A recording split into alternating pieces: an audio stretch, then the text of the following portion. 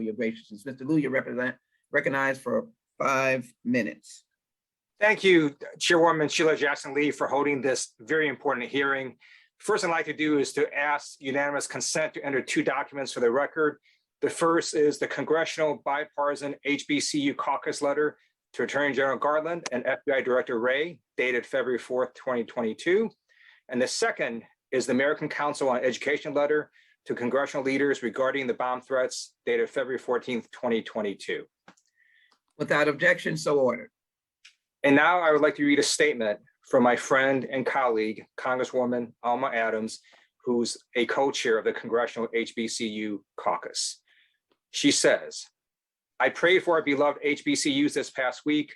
However, as a proud alum twice of North Carolina A&T State University, as a former professor at Bennett College, and as a founder and co-chair of the Congressional Bipartisan HBCU Caucus, I know for a fact HBCUs can overcome any challenge.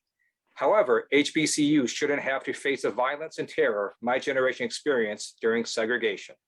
Terrorism and racism have no place in college campuses or anywhere else. Congresswoman Adams continues, I also want to take this opportunity to address the perpetrators of these crimes. Just as I have prayed for our HBCUs, I am praying for you. I am praying that you learn from the pain you've caused. I am praying that the hate that inspired these acts leaves your heart forever. Like many others around the world, I owe our HBCUs a debt that can never be repaid.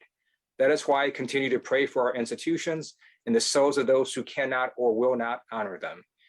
And Congresswoman Adams concludes, in the wake of more threats levied against Spelman College, Howard University, and Winston-Salem State University in the past weeks, our nation is being forced to once again reckon with our history of racism and discrimination. Now is the time to respond as a nation, as a Congress, and as individuals. Such threats of violence must be stopped. At this point, I have some questions for President Wilson. President Wilson, has the FBI updated you about their investigation of these bomb threats? As much as I can say in this format, we are in communication with the FBI and with the Department of Homeland Security. Our chief of police is in continuous conversation with them. And has the FBI or local law enforcement advised you on what HBCUs are supposed to do when you get future bomb threats? Resources have been made available to us from the FBI in terms of possible training opportunities, which of course we welcome. We have a law enforcement and armed law enforcement a contingent here of pretty close to 60 members. That's our authorization. And so certainly any training opportunities that can come our way, we would welcome them, Congressman. Of course, we just don't want any more bomb threats. I mean, I think that's the bottom line, is that I think the fragility of our campus is quite alarming. And I hate to even talk about just preparing the university, for more threats and who knows what else. But that's the sad reality. Great. Thank you. Rabbi Citron Walker, I'm going to give you the opportunity to answer the question from my colleague, David Cicilline. I also have a question for you as well. I've been working with Congressman Colin Allred on the nonprofit security grants that you mentioned earlier. We're trying to increase funding. My question to you is, are there things for which you would like that grant to apply to for which it currently does not? In other words, are there places you think we should expand the applicability of these grants? And with that, I'll yield and let you answer those 2 questions, one from David Cicilline and one from me. Regarding the grants, yes, to expand it.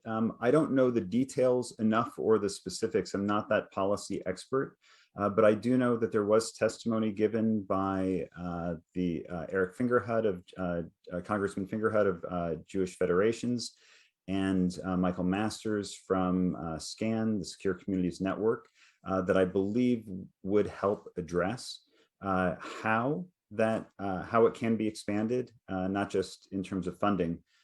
We certainly want support for smaller congregations That is one thing I can certainly speak to. Smaller congregations don't have the resources to write out the grants and do that work. So we need support as far as that goes. Regarding the representative's question about generational trauma, if I believe that is correct, and just how do we heal? I would say that the way that I've been taking it is one day at a time. We need to address our security concerns. We also need to be able to move past this incident. We are trying to celebrate as a community and rejoice as a community. And when people need those hugs, when it's fewer people are seeing me and bursting into tears, fewer people are hearing my voice for the first time and choking up, which is a good thing.